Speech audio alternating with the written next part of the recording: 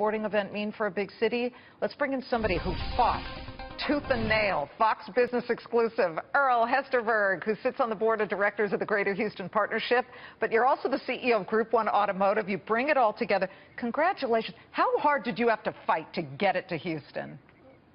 Well, the entire city fought hard, led by Mr. McNair, the owner of the Houston Texans, and Jamie Roots, the president of the Texans. And we have a very, very diverse committee, host committee, that worked hard for this. The entire city wanted this game, and we're happy to have it. Well, you got to spend money to get money, and the Super Bowl brings a town a lot of money, But there were a lot of cities that said, we're not paying the NFL's ransom. They called it a ransom because the NFL, the league, makes so many demands. I couldn't believe some of these demands. You got to make sure that you have to have the stadium for a full month rent-free for anything that they want to do, and you got to spend all this money and plant trees. You guys said it's worth it. Oh, indeed, yeah. And we're an NFL city, and we understand it's an NFL event. But Texas is football country, and so is Houston in particular. So we were happy to have the game do what it took to get it, and now we're going to make the most of it. And how much do you think it'll bring to Houston? I mean, I see everything from $30 million to $130 to $700 million. Can you quantify it?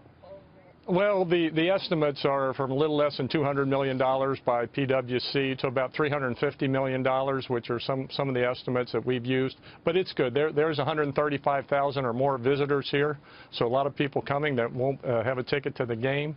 And you can already see the city is really buzzing, and there are a lot of people here. What have you seen? I mean, it's good economically. Have you run into players? We know that the place is crawling with players tomorrow. We're going to be talking to a whole bunch of them, including Jerome the Bus Bettis. I mean, there's some great people there.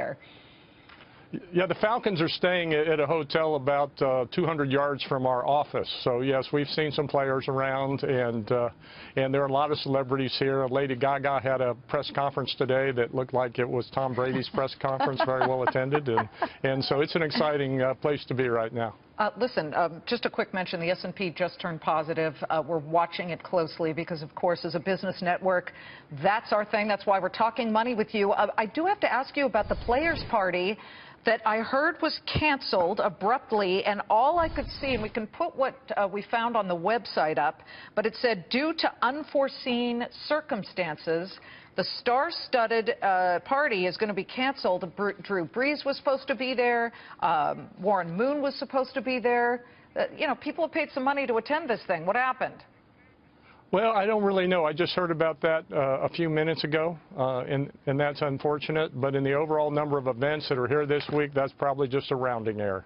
All right. Well, that's been from a businessman, and I'll take it. You guys are in the auto business. I quickly have to ask you before you go. You've got business operations in the U.S., but also Brazil and elsewhere in the U.K. Donald Trump wants to start slapping tariffs on certain cars coming in and out of the country. What say you to him about that?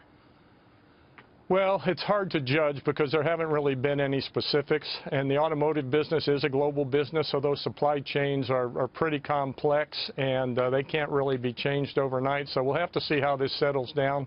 But overall, we think having a pro-business president is a pretty good thing for our industry. Good for our business network, that's for sure. The Dow down just 6 points at the moment. Earl, we appreciate it.